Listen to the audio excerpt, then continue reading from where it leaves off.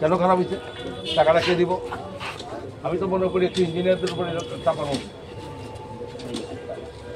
আমি তো প্রপোজাল দেবো সরকার। জল চলে না, আমি এখানে গেলে মানুষ ধরে আমার জল পাওয়া দিতে পারে না বা পাওয়া দিতে ইচ্ছে হয় না। কি করে এটা সাজেশন করে দিল? কি করে এটা কালচারে এটা অ্যাকসেপ্ট করা হয়েছে? মঙ্গলবার সকাল 11টায় উদয়পুর পৌর পরিষদের নবনির্মিত জলের ডিপ টিউবওয়েলের ফিতা কেটে উদ্বোধন করেন অর্থমন্ত্রী প্রণজিৎ সিংহ রায়। এছাড়া ছিলেন পৌর চেয়ারম্যান থেকে শুরু করে মহকুমা শাসক এবং পানীয় জল দপ্তরের আধিকারিক ও ইঞ্জিনিয়ার থেকে শুরু করে বিভিন্ন ওয়ার্ডের ওয়ার্ড কমিশনার সহ প্রমুখ অংশ নেন এই দিনের উদ্বোধনী অনুষ্ঠানে। কিন্তু এই দিন প্রথমে মন্ত্রী পানীয় জলের ডিপ টিউবওয়েলটি উদ্বোধন করতে গিয়ে ব্যাপক পরিমাণে পৌর পরিষদের ও পানীয় জল দপ্তরের উপর ব্যাপকভাবে ক্ষুব্ধ হয়ে ওঠে। সঠিক কাজ না করার ফলে এদিন ক্ষিপ্ত হন অর্থমন্ত্রী। প্রকাশ্যে ধমক দেন দপ্তরের আধিকারিকদের এবং নির্দেশ দেন যে সকল ভুলগুলি করা হয়েছে সেটা যেন খুব তাড়াতাড়ি সঠিকভাবে পুনরায় কাজ করা হয়। অপরদিকে রাজস্বী কলাকেন্দ্রের ভেতর যে উদ্বোধনী মঞ্চ তৈরি করা হয়েছে সেখানে কোনো ধরনের মূল অনুষ্ঠানের ফ্ল্যাক্স পর্যন্ত লাগানো হয়নি। সেই সাথে শোকসভার মতো সাদা মোমবাতি দিয়ে প্রদীপ প্রজ্বলন করা হয়। এদিন পানীয় জল দপ্তর এবং পৌর পরিষদের আধিকারিক থেকে শুরু করে চেয়ারম্যান পর্যন্ত এই মঞ্চে ছিলেন, কিন্তু কোথাও অনুষ্ঠানের ফ্ল্যাক্স না লাগানোর ফলে তা নিয়ে কানাঘুষা চলতে থাকে।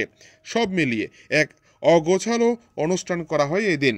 অনুষ্ঠানে আসা সাধারণ মানুষ মিষ্টিমুখ এবং পানীয় জল পর্যন্ত সঠিকভাবে পাননি বলে খবর। শুধু তাই নয়, ওয়ার্ড কাউন্সিলরের ভূমিকাও ছিল একেবারে দায়সারা মনোভাব। রাজ্য সরকার চাইছে সাধারণ মানুষ পরিষেবা যেন হাতের কাছে পেয়ে যেতে পারে, কিন্তু তার উল্টো চিত্র দেখা যাচ্ছে উদয়পুরে। যে যার মর্জি মাফিক বিভিন্ন সময় চালিয়ে যাচ্ছে অফিস এবং কোনো সরকারি অনুষ্ঠান। শুভবুদ্ধি সম্পন্ন জনগণের মধ্যে গুঞ্জন উঠেছে উদয়পুরে কেন এই ধরনের পরিবেশ সৃষ্টি হয়েছে তা বুঝে উঠতে পারছে না নাগরিকরা।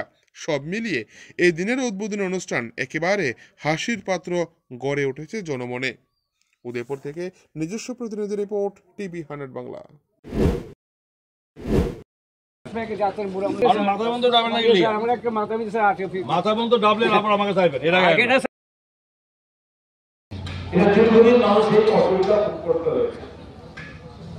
লম্বা রাস্তায় লাইন দিয়েছে, যেখানে পানীয় জল সংগ্রহ করতো তাও সীমিত।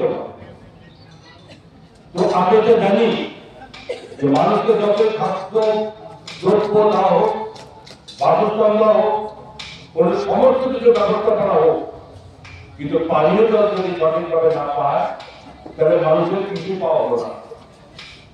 এই জায়গাতে জলের বিনিময়ে যদি সঠিক বিশুদ্ধ পানীয় জল না পাওয়া যায় তো স্বাভাবিক মানুষের শারীরিক বিভিন্নভাবে তাদের অসুস্থতা করতে করতে পারে। এটাকে মাথায় রেখে বিগত 7 বছরে যে ভারতীয় জনতা পার্টির সরকার এটা যে 2018 সালে আসার পর থেকে বিভিন্ন রাজ্যে বিভিন্ন জায়গা থেকে যাতে বিশুদ্ধ পানীয় জল মানুষের কাছে পৌঁছানো যায়, বিনা পয়সায় পানীয় জলের ব্যবস্থা করা যায়, দেশের যশস্বী সভাপতি নরেন্দ্র মোদীজির উদ্যোগে সারা দেশের সঙ্গে আমাদের ত্রিপুরাতেও যেখানে মাত্র 3% 2.5%-এর মধ্যে মাত্রের সীমাবদ্ধতা ছিল যে রাজ্যে জনসংখ্যা অনুযায়ী 2.5%-এর বেশি মানুষের বাড়িতে পানীয় জলের সংযোগ স্থাপন করা হয়নি। আজকে সেখানে 2% হওয়া এ রাজ্যে আমরা পানীয় জলের ব্যবস্থা মানুষের কাছে করতে পারবো।